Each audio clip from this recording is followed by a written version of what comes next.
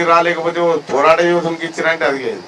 నువ్వు చేయ అంటే నువ్వు చేయ. వాళ్ళు టీఆర్ఎస్ పార్టీలకు అభ్యర్థి నువ్వు నిలబడమంటే నాకు వద్దాను ఒక ఆయన పోతున్నావు, నాకు వద్దాను ఒక ఆయన పోతున్నావు, నాకు వద్దాను ఆఖరికో పిల్లగాని పట్టుకొచ్చిన పిల్లగాని పక్కన చేస్తుంది. ఇంకా ఆయనకు చెప్తా ఉన్నాడు ఎవరు, కేటీ రామారావు గారు. ఇంకా ఆయనకు పోటీగా ఏది పౌడరు కాటికి అన్ని పూసి ఎంత చక్కగా ఉన్నాడు చూడరు అని చెప్తా ఉన్నాడు. మాకు తెలియదు ఆ చక్కదనం ఏ పార్టీతో.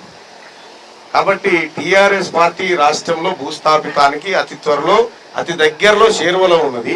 కాబట్టి బీఆర్ఎస్ పార్టీలో ఆ పిల్లగానికి మద్దతు చేసేటోళ్ళే లేకుండా పోయారు. ఎక్కడికి పోయినా ఒంటరిగా తిరిగేటువంటి పరిస్థితికి వచ్చింది ఆ పిల్లగాన్ని. మా పిల్లగాన్ని ఆగం చేసినట్టే కొడతా ఉంది. సరే ఏదేమైనప్పటికీ కూడా రాజకీయాలు ఎన్నికలు అన్నప్పుడు ఖచ్చితంగా ప్రత్యర్థులు ఉంటారు. మనం కూడా పోటీ చేస్తా ఉన్నాం కాబట్టి మనం పట్టభద్రులను కలుసుకోవాల్సిందే, వాళ్ళని రిక్వెస్ట్ చేయాల్సిందే, మనం ఏం చేస్తామో చెప్పాల్సిందే. కాంగ్రెస్ పార్టీ ఎన్నికల మేనిఫెస్టోలో ఏ అంశాలైతే నిరుద్యోగులకు పట్టభద్రులకు అందజేస్తామని చెప్పిందో వాటిని కంచెలుగా అమలు చేస్తామని చెప్పడం జరుగుతూ ఉంది. ఇంతకుముందుకే ఏజెన్సీకి సంబంధించినటువంటి కొంతమంది మిత్రులు వచ్చారు, ఎక్కడ ఉండే అవుట్ సోర్సింగ్ కి సంబంధించినటువంటి బాధితులు వచ్చిండే.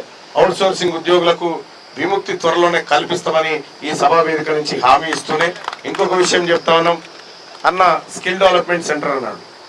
మీ లక్కీ ఏంటంటే మంచి ఎంపీ దొరికింది. ఇప్పుడు మీకు ఏదంటే ఆ పని జరిగిపోయేటువంటి ఎంపీ, అక్కడ ఉన్నటువంటి మంత్రులు, ఇక్కడ ఉన్నటువంటి ఎమ్మెల్యే. నా దాకా కూడా పని మిగిలనిస్తారో లేదో, ఏమన్నా మిగిలితే నాకు అబ్బాయి ఎప్పుడు నేను చేయడానికి సిద్ధంగా ఉన్నా అని చెప్పి తెలియజేస్తా ఉన్నా.